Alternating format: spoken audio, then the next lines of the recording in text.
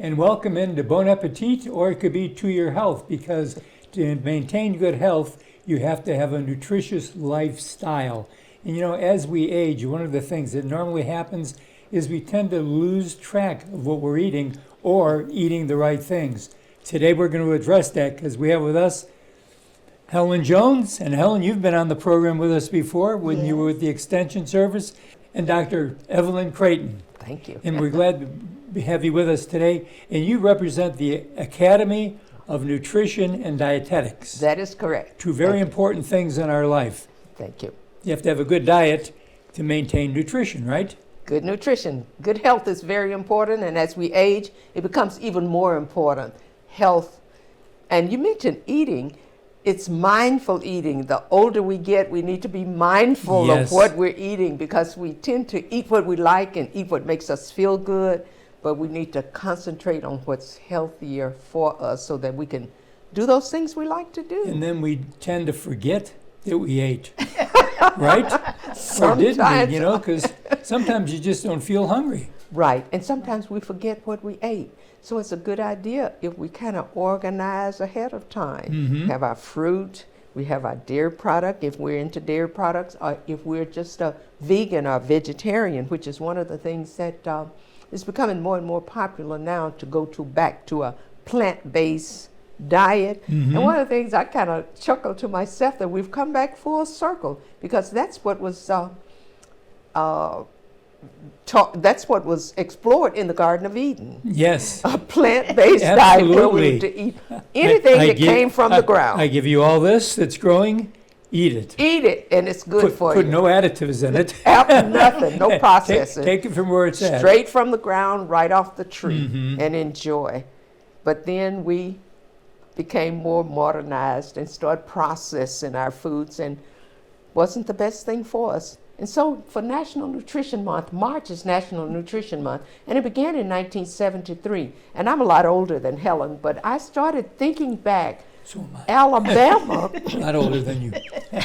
When we first started in Alabama talking about Nutrition Month, it was actually National Nutrition Week. And in Alabama, we had such a hard time getting on programs.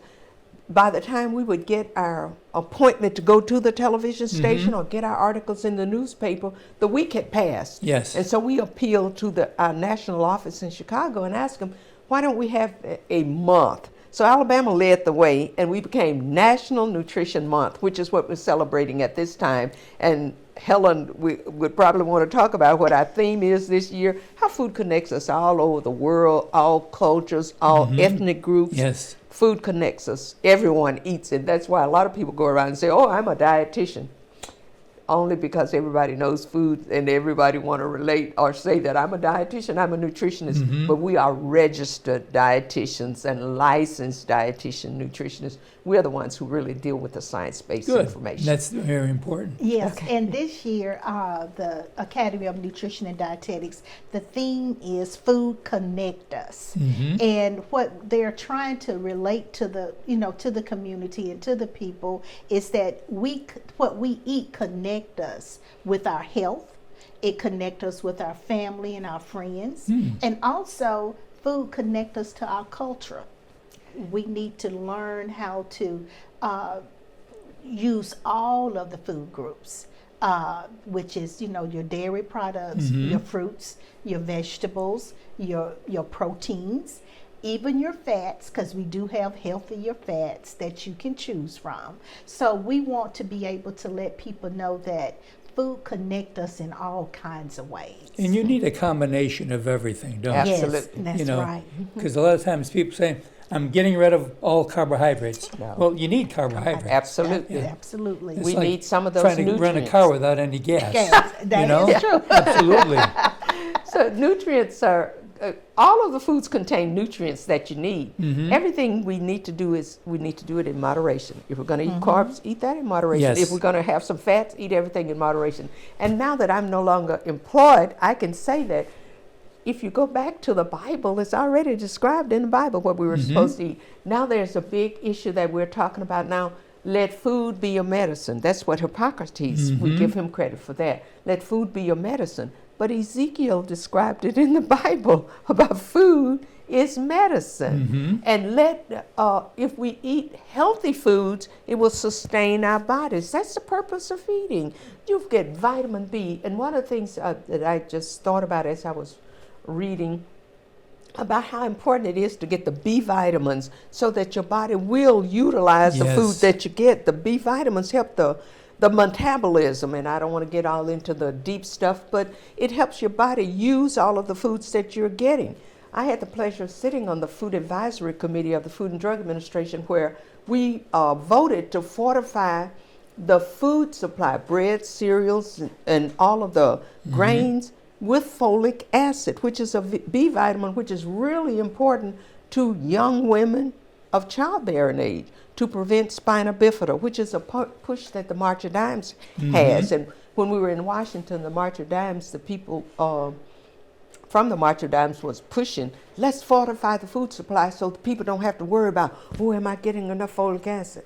But if you eat some breads, you eat some carbs, any cereal, whole grain breads and cereal, the food is already fortified with folic acid. So you're getting what you need, but that's why you need a variety, something from all of the food groups, as Ms. Jones has said here. Okay. So this being Food Month, Healthy Food Month, is there a site we can go to get more information? Yes, you can go to eatright.org, and it has a lot of resources that you can print off or just read. Even, they have menus, and you can go to myplate.gov. Okay, good. And you can go get recipes. They even have videos showing you how to prepare, Good. recipes. Everything, and you can go to the Alabama Department of Public Health, Yeah. right here in Alabama, right in Montgomery on Monroe Street. They have all kinds of resources, and they have registered dietitians who run the Foods and Nutrition Department, or they call it physical activity or something of that nature. But they have registered dietitians there, and they will provide you with everything you need. My Plate, just examples, so you don't have to worry about, oh, what should I eat? For those people who are visually impaired or has limited sight, they can just look at My Plate and get an example. Good. The main thing is portion control, too. Amen. We didn't mention that. Okay, we're going to get you guys to come back because there's much more to discuss, and we'll be right back right after this.